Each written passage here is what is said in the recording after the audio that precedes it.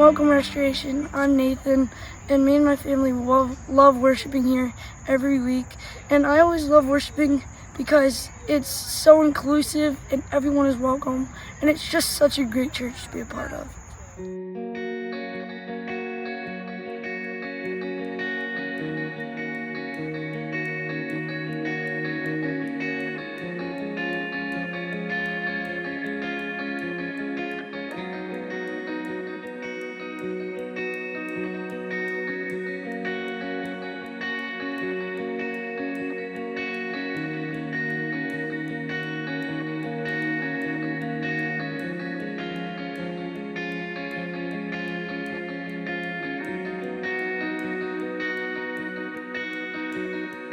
He is jealous for me. Love's like a hurricane. I am a tree bending beneath the weight of his wind and mercy. When all of a sudden I am unaware of these afflictions eclipsed by glory, and I realize just how beautiful you are and how great your affections are for me. And oh, how he loves us so. Oh, how he loves us. How he loves us so. He is jealous. He is jealous for me. Love's like a hurricane. I am a tree bending beneath the weight of his wind and mercy. When all of a sudden I am unaware of these afflictions eclipsed by glory, and I realize just how beautiful you are and how great your affections are for me. And oh, how he loves us so. Oh, how he loves us. How he loves us so. And oh, how he loves us so. Oh, how he loves us. How he loves us so.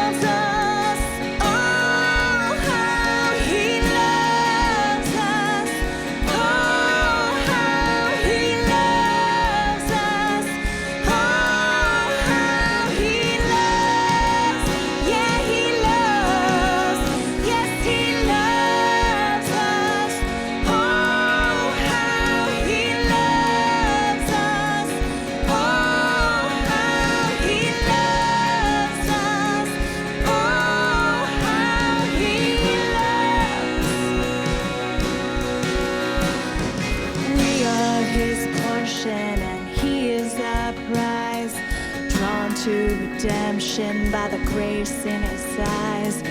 Grace is in ocean, we're all sinking. So heaven meets earth like an unforeseen kiss, and my heart turned violently inside of my chest. Don't have time to maintain these regrets when I think about the way that he loves us. Oh, how he loves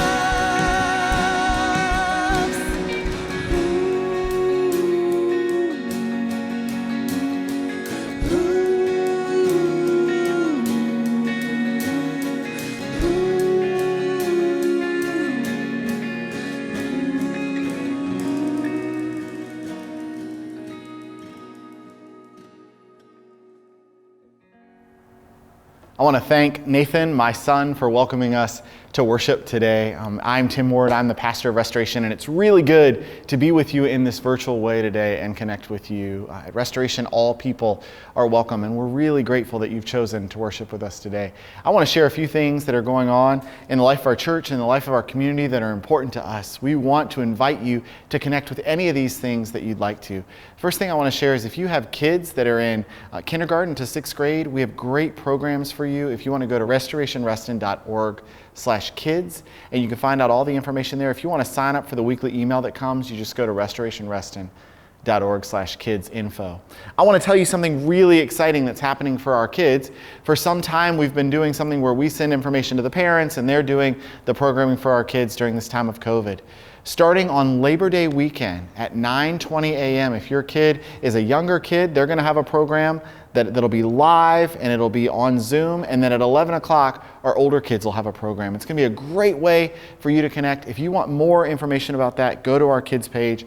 Again, you can find everything there on our kids page. And you can find everything I'm going to talk about today at restorationreston.org/livestream. This past week, we launched a midweek mini worship service that happens on Wednesday evenings at 8 p.m. I hope you'll check that out. That'll be on our Facebook page and on YouTube and some other places, but please check that out. We would love for you to be able to do that. Monday, tomorrow, we're going to be out taking care and connecting with our community. We're meeting at Forest Edge Elementary School to do a cleanup, the grounds and the trash. I was talking to the principal of Forest Edge this past week, and she said one of the goals that they have this year is to help students see the school, even though they're not in the building, as a place that is for the community and designed for the community. And if we can help clean up the street around it and pick up trash and things like that, we're going to do it in a really safe way. We're going to do it in person, but you have to sign up beforehand. If you show up, we'll find ways to work with that, but it really helps us out if you sign up. If you go to restorationreston.org/livestream, you can see that, or there's a button on our main page for that as well. I want to tell you next Sunday, the 30th, after worship at 11 a.m., I'll be hosting something called a Coffee with the Pastor. And it's virtual. You bring your own coffee, but join me. I just want to spend time with you. You have to sign up for that so that I can send you the link. You'll find that again at restorationreston.org/livestream, or you can simply send me an email at tward@restorationreston.org, and I'll make sure you get signed up for that. But it's a time for us to connect with one another. You can ask questions about the church, about what we're doing during this time of COVID, and maybe we can just connect. So I hope you'll sign up for that. I would love to see you there. I'd love to get as many people from the church to spend that time with me after the worship service next Sunday on the 30th. So I look forward to seeing you there. We're going to keep singing, and we're going to sing another worship song, a way for us to connect together as a community. So sing it, look at the words, and sing it as loud as you can. And again, I'm grateful to be in worship with you today.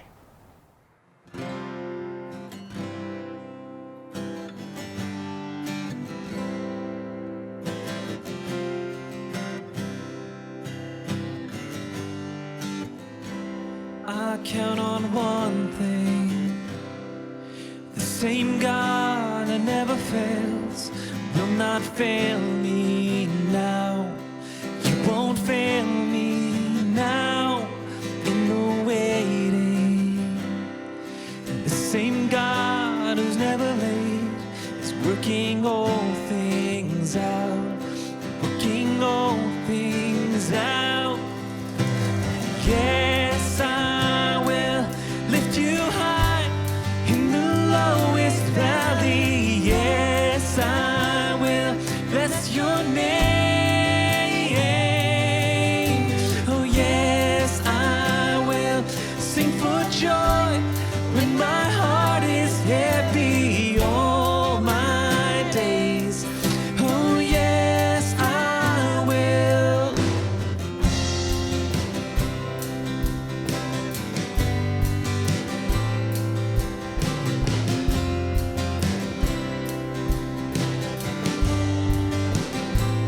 I count on one thing: the same God that never fails will not fail me now.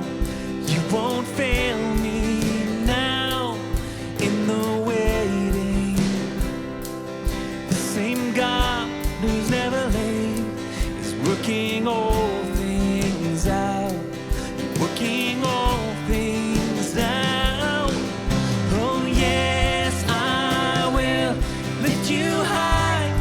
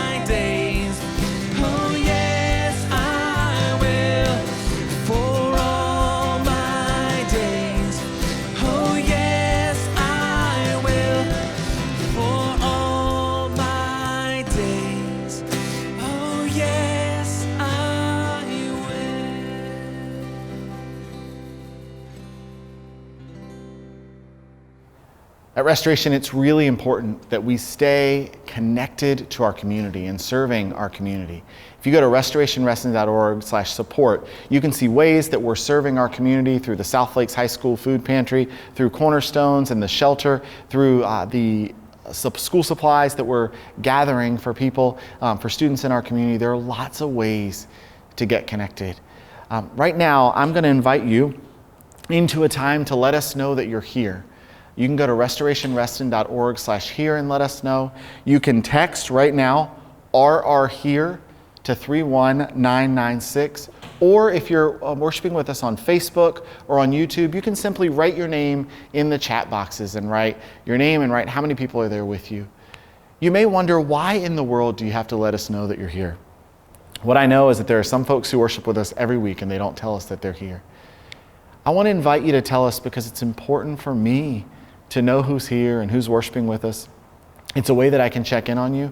If you're new, I especially want you to do it because I want to know you. I don't want this to be some relationship where we're not connected, where we're not knowing one another. And I want to reach out and I want to hear your story and share a little bit of our story too. So if you can take the time to do that, there's a spot on the restorationreston.org/here page where you can put in a prayer request, and I read every one of those and pray for those.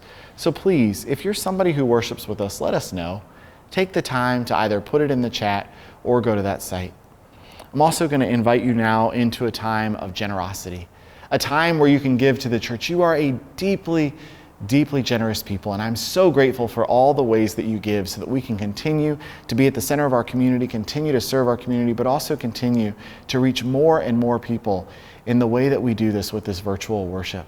So please take time to go to restorationreston.org/give right now and give, or you can take out your phone and you can text to 77977. You can text Restoration Space Reston. Again, that's Restoration Space Reston to 77977.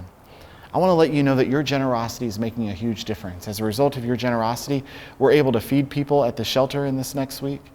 As a result of your financial generosity, we received a request from the folks that we work with at the Leadership Center down in Honduras. They want to get their girls back to the center so that they can make a bigger impact back on their community. But because of COVID, they haven't been able to get them back because they haven't been able to get testing. Because of your generosity, we're able to provide COVID testing to the girls so they can get back to their education, so they can get back to serving their community and help people who are hungry and have need. Thank you for being so generous. So as you give today, know that you are making a huge impact on the community and on the world.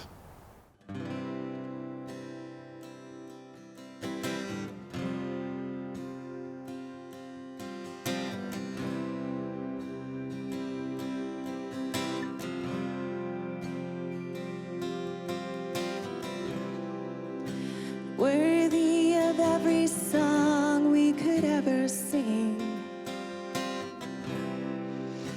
worthy of all the praise we could ever bring, worthy of every breath we could ever breathe. We live for you, Jesus.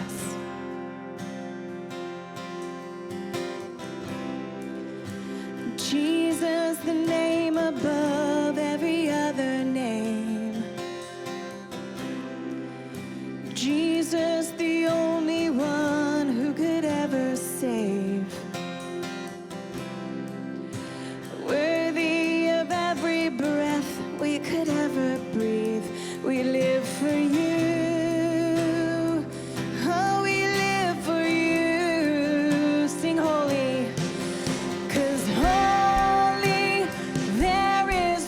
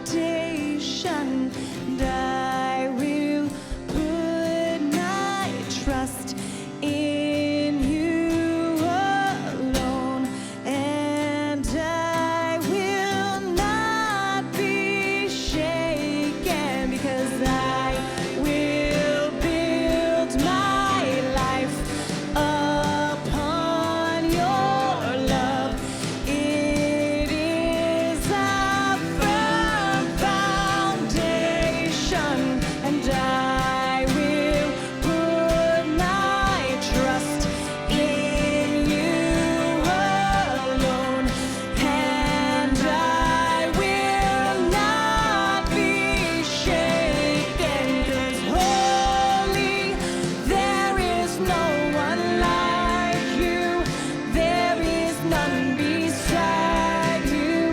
Open up my eyes in wonder and show me who you are, and fill me with your heart, and lead me in your love to those around me.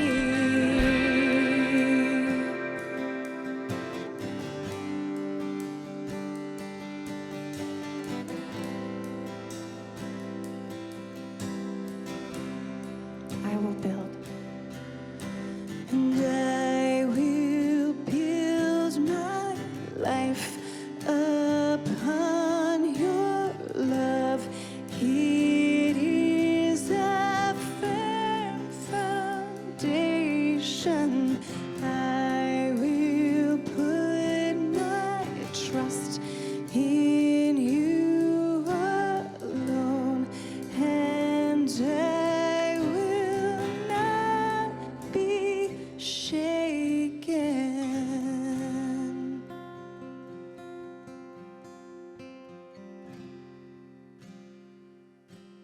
Good morning, Restoration. Will you join me in prayer? Heavenly Father, thank you for this chance for us to be together, even if it has to be virtually right now. We are grateful for this community and for your love that is keeping us together, and the faith in you that is giving us hope right now.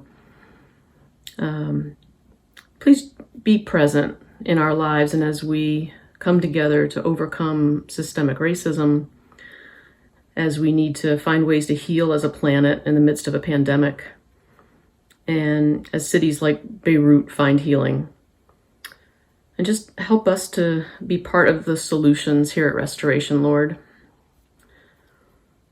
Watch over local, national, global leaders right now as they seek solutions.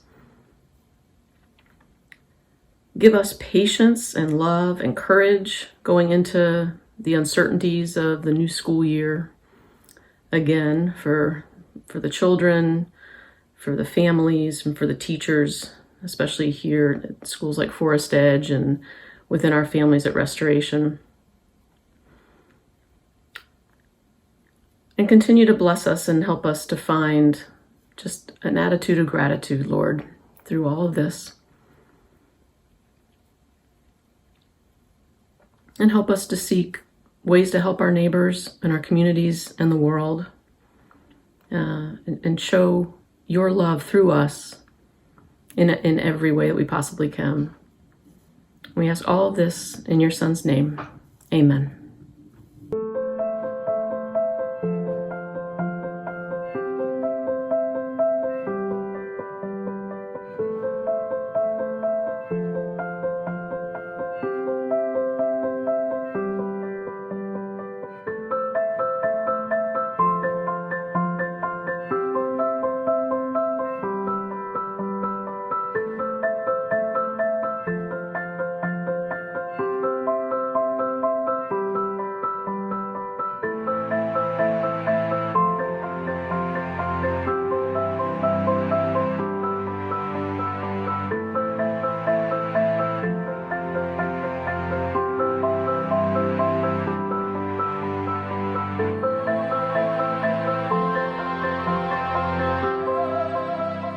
We're starting a brand new sermon series today where we're focusing on what does it mean to follow Jesus? What does it mean to be like Jesus? And I remember back when I was in seminary, which is the school that you go to become a pastor, somebody said, the thing is, the phrase that's out there is, what would Jesus do? And what would Jesus do and how would we respond to that? And that was a cliche phrase for so long. And my professor said, I don't think it's what would Jesus do? I think it's have the mindset of Jesus. Philippians chapter 2, verse 5 says, your attitude should be the same as that of Christ, Other translations say, have the mindset of Christ Jesus. So we're starting this new sermon series called The Jesus Mindset. If you're a person who calls yourself a Christian, what that literally means is a follower of Christ. In order to follow Christ, we have to know who Jesus is, what Jesus cared about, what Jesus did. So in this series, we're going to look at 3 weeks of trying to follow how we get the mindset of Jesus.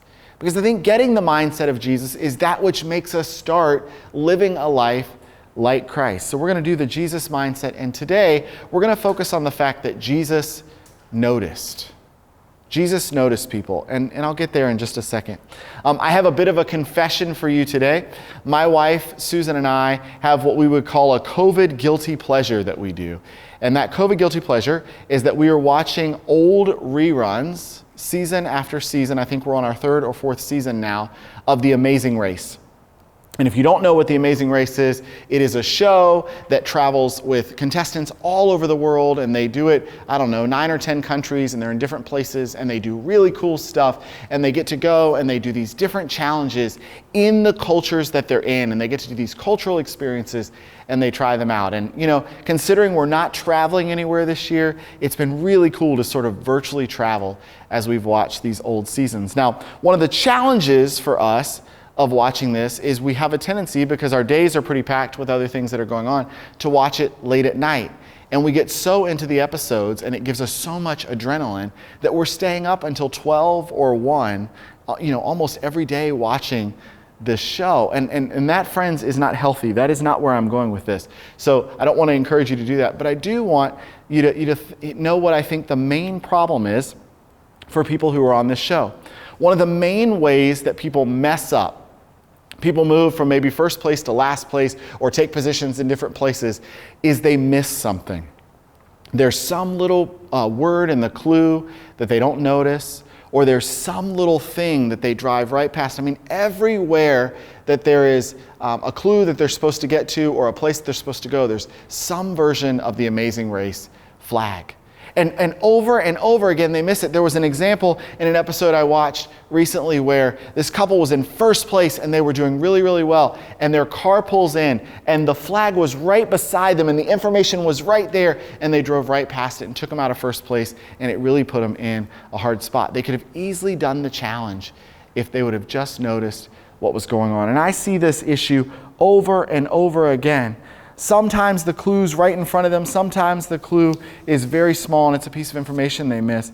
But noticing things causes real problems. It causes relational problems between the contestants, and it causes them to lose their place. The point is, one of the biggest factors in being successful in the Amazing Race is noticing people and clues around you. We're going to talk today about how Jesus noticed those around him. Jesus noticed people. And to notice means to pay attention to or to focus on. In our often distracted lives, and that's COVID and non-COVID time, it takes lots of energy to notice and focus on things and people around us. One way of noticing is by paying attention to people's emotions and the ways that they're feeling and our own emotions when we're in those situations. But another way to notice is just being attentive to the people around us. I believe that if we take on the mindset of Christ and we choose to notice people and focus on people, it leads us to become more compassionate people, to find our own compassion and see value in others. I want to take a look at an important time Jesus did this, and it's found in the Gospel according to Matthew chapter 9, verses 18 to 26. And if you have a Bible, open that up. I invite you to. That is the first book of the New Testament, the 9th chapter. If you don't have a Bible, you can go online or you can follow on the screen with us right now. It says, while he, and he is Jesus, while he was saying these things to them, suddenly a leader of the synagogue came in and knelt before him, saying, "My daughter has just died, but come and lay your hand on her, and she will live." And Jesus got up and followed him with his disciples. Then, suddenly, a woman who had been suffering from hemorrhages for 12 years came up behind him and touched the fringe on his cloak. For she said to herself, if I only touch his cloak, I will be made well. Jesus turned and seeing her, he said, take heart, daughter. Your faith has made you well. And instantly the woman was made well. When Jesus came to the leader's house and saw the flute player and the crowd making a commotion, he said, go away, for the girl is not dead, but sleeping. And they laughed at him. But when the crowd had been put outside, he went in and he took her by the hand, and the girl got up. And the report of this spread throughout that district. Now, just before all of this happens in chapter 9, Jesus heals a paralytic man. A man that some friends brought to them. He moves along the road and he calls Matthew right after this to drop what he was doing as a tax collector and to come and follow him. He's building the team. Then, just after that, he runs into some of John's disciples, the people who were following John, and they begin to ask him this theological question about why the disciples don't fast like everyone else. It's been a very, very busy day for Jesus. He moves from thing to thing to thing. And in the midst of telling John's disciples and having this conversation with them, that his disciples are not fasting because they're still with him, this story happens. It says, suddenly a leader of the synagogue came in and knelt before him, saying, my daughter has just died, but come and lay your hand on her and she will live. And Jesus got up and followed him with his disciples. Now, this is like a major key change in a song, right? Jesus is having this moment with John's disciples where he's saying, oh, here's the clear reason. They don't do that because they're still with me and they're still following me. That's why they're not doing it, but someday they will. And then the synagogue leader comes in and says, my daughter's dying, can you come? And Jesus drops what he's doing. He stops and he pivots. The girl has died. He must move quickly, so he does. He notices the synagogue leader's need right there, but then something else happens. Something that stops Jesus right in his tracks. Not someone who said, hey, Jesus, I need you. Not someone who says, this is my problem. But let's look at this next part. It says, then suddenly, a woman who had been suffering from hemorrhages for 12 years came up behind him and touched the fringe of his cloak. For she said to herself, if I only touch his cloak, I will be made well. And Jesus turned. Pay attention to that word. Jesus turned, and seeing her, he said, take heart, daughter. Your faith has made you well. And instantly, the woman was made well. Now, you might read this passage and have a little whiplash. Wait, what? Jesus is on the way to raise a girl from the dead, to take care of her, to heal her, and he stops. But Jesus, this thing over here is really, really important. Go, be with this girl. But he notices the woman who has touched his cloak. It says, he turned. He pauses. He notices her. He acknowledges her. And she's healed. Now, we don't know if the healing happened simply because she touched him, because she said she sensed the power come out of him, or because of the words that he said to her. But what we know is that she is healed. Now, here's the thing of this story. In the Gospel according to Matthew, we don't get a lot of details about this woman's life, only that she's been bleeding for 12 years. Yes, that's right. You heard that right. This woman has been bleeding for 12 years, and she has been in pain, and she has been to treatment after treatment after treatment. And nothing has fixed it. I want you to imagine for a moment what it must have been like to be her. Try to empathize with this woman for just a moment. 12 years of suffering.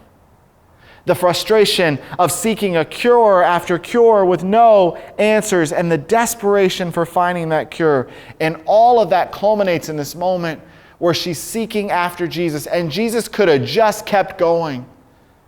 After all, what he's doing is very important. This woman would do anything to be pain-free and to have a chance at some sort of normal life. So she reaches out and she touches the cloak with some hope of a new future. In the midst of a really busy schedule, he stops. He notices. I wonder if that's as convicting to you as it was to me this week. How many times have I looked at my children in the midst of me doing something where they've said, "Dad, I need to talk to you," and I've said, "Wait just a minute, I'm too busy right now." How many times do I get so focused on my drive or listening to my music or taking a phone call in the car that I miss seeing the things that are around me? How many times have I had to say to my wife, "I'm sorry, say that again, I wasn't listening"? Friends, we got to notice and pay attention.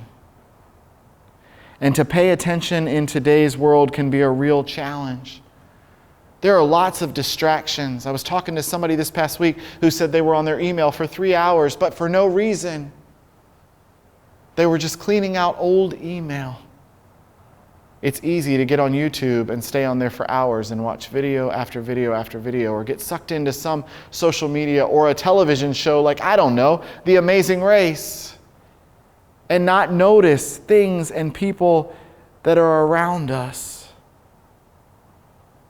If we're to glean anything from this woman and how Jesus interacts with her, it's that noticing people leads to healing. Noticing people leads to depth and discovery in their lives. It's noticing that trivial sigh of a loved one when something is going on. It's finding joy in the small things that we see. When we notice more intently, we seek greater understanding in the relationships that we have. I think if you're like me, the place that you tend to neglect in your life is that white space in between here and there. When I'm going on some journey, I think very much about the preparation. I get in the car and I drive, and I think about the destination. That's what I'm watching on the GPS. But when I do that, how much do I miss along the way? Friends, life is a journey that's about the white space in between, the gap along the way, and so often I neglect it. What Jesus shows us is that noticing that neglected space can lead to deep change or transformation in people's lives around us, and that's what people need right now. All most of us need to do to believe that is to think about a time in our lives where somebody noticed us. Where somebody noticed that there was something going on in our lives and said something to us. Maybe you were new at a church and somebody came up and they talked to you and noticed that you were there. Maybe you were in a different place in the world and someone noticed that you were lost and helped you find something. Maybe you were really sad and someone in your life called you and said, "I've been thinking about you." Maybe you worked really hard on a work project, and during a staff meeting your manager notices and tells people of the great work you've been doing. Maybe you were really struggling with a problem or a relationship or a health issue, and a loved one without any prompting simply sat beside you and didn't say a word. It was when you were noticed. And if we take the lead of Christ, if we take on the mindset of Jesus and begin to be more intentional about noticing people, places, and things around us, think about the joy that we might experience and help others experience in their lives. So how do we do this? I think first we start with something called deep listening. If you don't know what that is, it's actually active listening. It's a way of listening and responding to someone that increases this mutual understanding and this trust. The simplest way to practice this is to shut up when you're with someone. To not think about the next thing that you're going to say, but intently listen. And maybe when you do respond to them, respond with, what I hear you saying is this. For example, your friend you're walking with one day, 6 feet apart, of course, and your friend says, I'm really angry about my neighbor.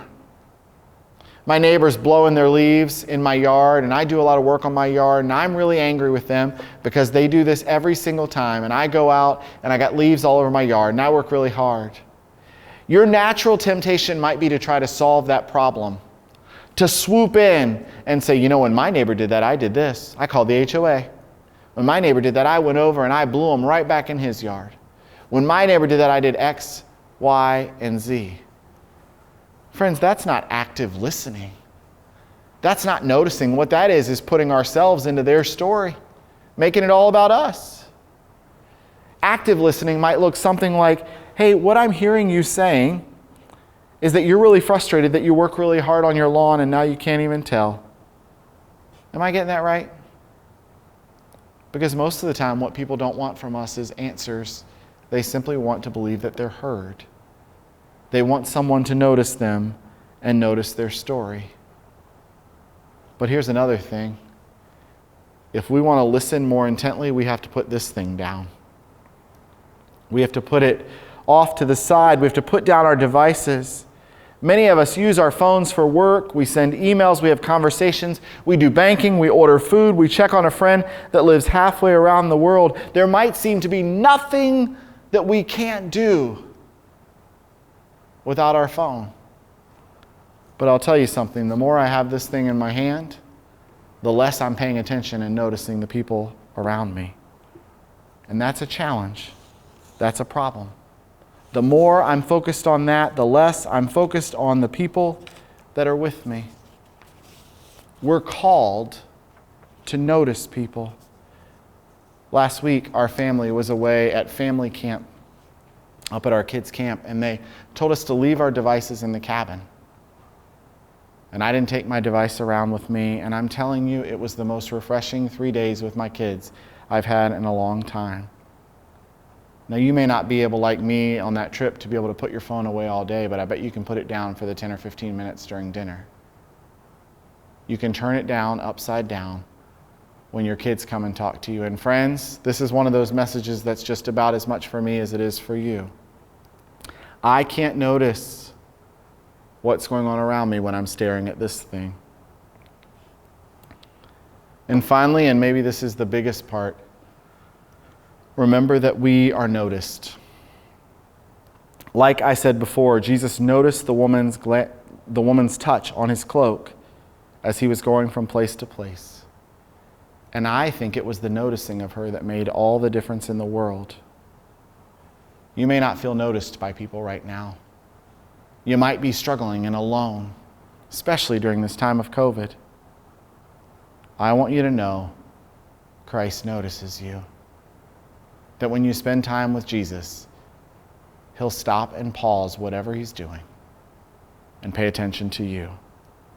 Bring your ailment, your pain, your suffering to Christ. He's not too busy. He'll notice you. The first song we sang in worship today is one of my favorites, and we're going to sing a bit of it again.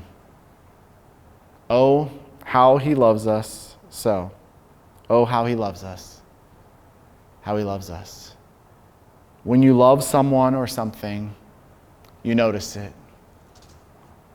Christ's entire work on earth was about loving people and noticing them. Sharing that love with others, noticing the people that no one else noticed. My prayer for you today, my prayer for me today, that is in this amazing race called life, we're not moving so fast that we miss the clues of life right in front of us. Put down your phone. Listen to folks around you. Stop and notice that you are noticed and loved. Don't be so busy that you can't make a difference in someone else's life. because I would bet that Christ has already made a difference in yours. Amen. We are his portion and he is our prize, drawn to redemption by the grace in his eyes. If grace is an ocean, we're all sinking. So heaven meets earth like an unforeseen kiss, and my heart turns violently inside of my chest. I don't have time to maintain these regrets when I think about the way he loves us. Oh, how he loves us. Oh, how he loves us. Oh, how he loves. Yeah, he loves us. Oh, how he loves us. Oh, how he loves us. Oh, how he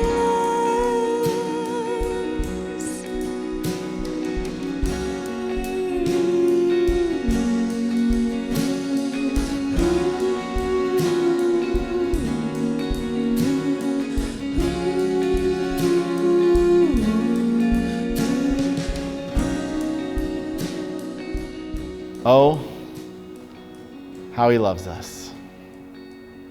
Friends, let's start from there. Might that be the very first starting point? And might we go to take on the mindset of Jesus and love the things that Jesus loved? And the way that we do that is by noticing people. Meeting people in the midst of their story and noticing. I pray that you feel noticed this week, and I pray that you notice somebody else.